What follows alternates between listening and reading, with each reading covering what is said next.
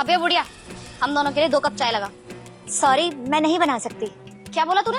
मैंने ये बोला कि मैं चाय नहीं बना सकती। ये क्या बदतमीजी है? आपने मुझे थप्पड़ क्यों मारा? क्योंकि तूने मुझे चाय देने के लिए मना किया, इसीलिए मैंने तुझे थप्पड़ मारा, समझी? देखिए, मैंने चाय बनाने से इसलिए मना किया था क्योंकि मैं चाय वाली नहीं हूँ। तू चाय वाली होके हमें आकर दिखा रही है, हमें मना कर रही है। अभी तो मैंने बस तुझे 1 चाटा मारा है, अगर ज्यादा बकवास करेगी ना मेरे सामने तो 1 चाटा और पड़ सकता है। अब चुपचाप से जितना बोला ना उतना कर। चल चुपचाप 2 कप चाय लगा।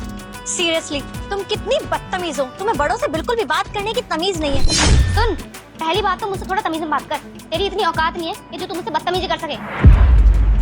और तू क्या, तेरे आसपास जितने भी ठेले वाले हैं ना, उसमें से किसी की भी हिम्मत नहीं है कि वो मुझसे बदतमीजी कर सके। तो अपनी हद में रह के बात कर, समझी? देखिए मैडम, पहली बात तो ये कि ये दुकान मेरी नहीं है, और अगर ये दुकान मेरी होती भी तो आपको ये अधिकार किसी ने नहीं दिया कि आप मुझसे बदतमीजी से बात करेंगी। अबे ओ बुढ़िया, चुपचाप चाय बनाना। इतना बकवास क्यों कर रही है? अरे कैसे अजीब लोग हो यार आप दोनों। आप दोनों को मैंने बोला ना कि मैं चाय बनाने वाली नहीं हूँ, मैं चाय नहीं बना सकती हूँ, फिर आप दोनों को समझ में क्यों नहीं आ रहा है? ये शायद जानती नहीं है कि हम लोग कौन है, और मुझे लगता है कि इसे बताना ही पड़ेगा। चलो ठीक है, फिर तुम मुझे बता ही दो कि तुम हो कौन। तुझे पता है, मैं इस एरिया की एसएचओ की बहन हूँ, और तुम जैसी औरतों को ना मैंने जेल के अंदर करवाया है। इसलिए अब जो भी बोलेगी ना सोच समझ के बोलियो, वरना तुझे भी जेल में करवा सकती हूँ मैं। अच्छा, तो तुम एसएचओ की बहन हो।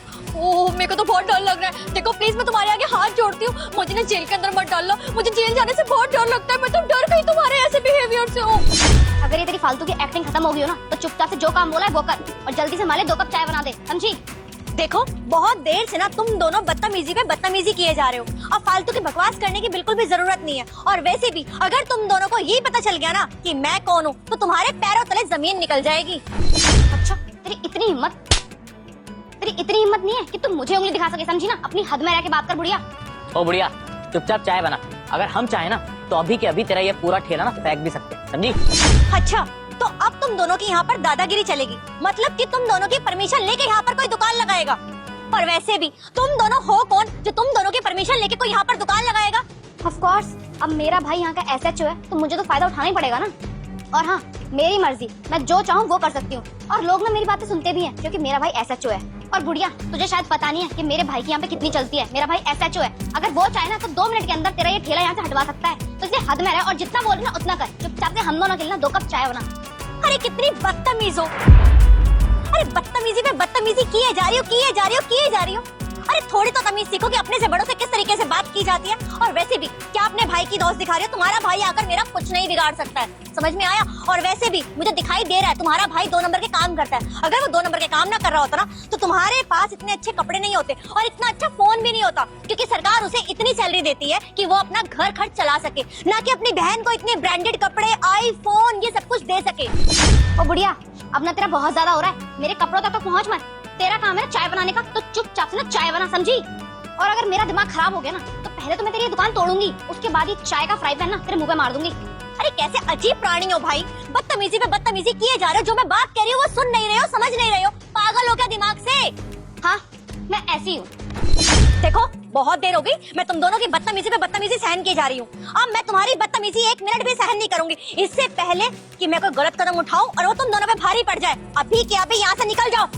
अबे ओ बुढ़िया, तेरे को इतने सारे थप्पड़ खाने के बाद भी अभी तक चैन नहीं मिला, या और थप्पड़ खाने हैं? एक्सक्यूज मी मिस्टर, मैं तुम्हारी काम वाली नहीं हूँ जो मैं तुम्हें चाय बना के दूंगी। पहले अपने से बड़ों से बात करने की तमीज सीखो। तो बात अब कुछ और ही है। तो बुढ़िया, तुझे कितने पैसे चाहिए?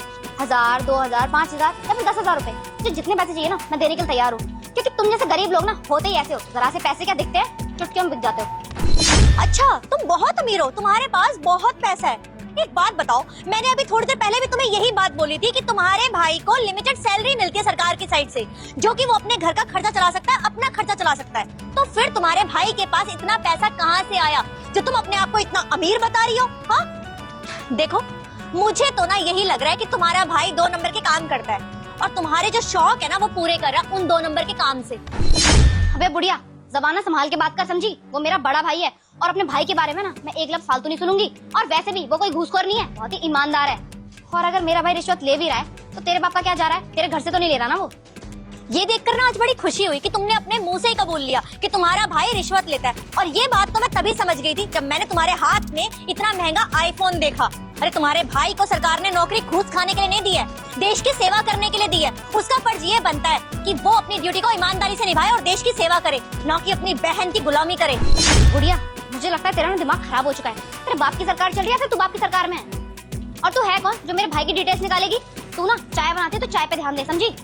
और मुझे तो ऐसा लग रहा है कि इस बुढ़िया के अंदर ना सेल्फ रिस्पेक्ट नाम की चीज ही नहीं है। इतना सब कुछ सुनने के बाद भी हमारे सामने ऐसे खड़ी है। अब तक कोई और होता ना तो बेशर्मों की तरह चला जाता और हमारे लिए चाय बना देता।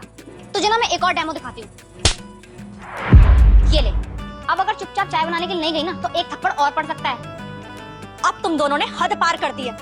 अब मैं तुम्हारे थप्पड़ का जवाब ना तुम्हारे थप्पड़ से दूंगी। कैसा लगा थप्पड़ खा के? तुमने मुझे 2 से 3 थप्पड़ मार दिए, मैंने फिर भी तुम्हें उसके बदले में कुछ नहीं कहा। अब कैसा लग रहा है थप्पड़ खा के? तेरी इतनी हिम्मत कि तूने मेरे ऊपर हाथ उठाया, तुझे ना मैं छोड़ूंगी नहीं। तू शायद जानती नहीं है कि तूने किससे पंगा लिया है। अभी अपने भाई को कॉल करके ना यहाँ पे बुलाऊंगी और अपने साथ साथ ना लेडीज कांस्टेबल भी लेके आएगा और तब तुझे पता चलेगा कि तूने गलत इंसान से पंगा ले लिया।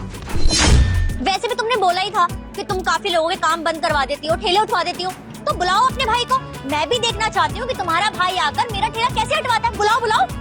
बहुत ज्यादा जुबान चल रही है ना तेरी। रुक, एक बार ना मेरे भाई को आने दे, उसके बाद मैं तुझे बताती हूँ। हेलो। जय हिंद मैडम। अरे भाई, आपका दिमाग खराब हो गया है क्या? आप इसको मैम क्यों बोल रहे हो और सैल्यूट भी कर रहे हो? आपको पता है ये वही औरत है जिसने मुझे चाटा मारा और इतनी देर से मेरे साथ बदतमीजी भी कर रही है। ये इसको अभी कभी ना जेल में डालो आप। अच्छा, तो इतनी देर से मैं तुम्हारे साथ बदतमीजी में बदतमीजी किए जा रही हूँ, तो कोई दिक्कत नहीं है। मैं तुम्हें बताती हूँ असल में बदतमीजी होती क्या है। आया मजा? इसे कहते हैं बदतमीजी, जो तुम इतनी देर से मेरे साथ किए जा रही हो। अरे कभी तुम मुझे चाय वाली बोल रही हो, मेरी बेइज्जती कर रही हो, मेरा मजाक उड़ा रही हो, कभी तुम मुझे बुढ़िया बोल रही हो। क्यों? मैं तुम्हारी बदतमीजी सहन करने के लिए यहाँ पर खड़ी हूँ क्या? अरे मैंने बोला कि मैं चाय नहीं बना सकती हूँ, इसके बदले तुमने मुझे 3-3 थप्पड़ मारे। बताओ ना अपने भाई को अपनी सच्चाई कि तुम कैसी हो।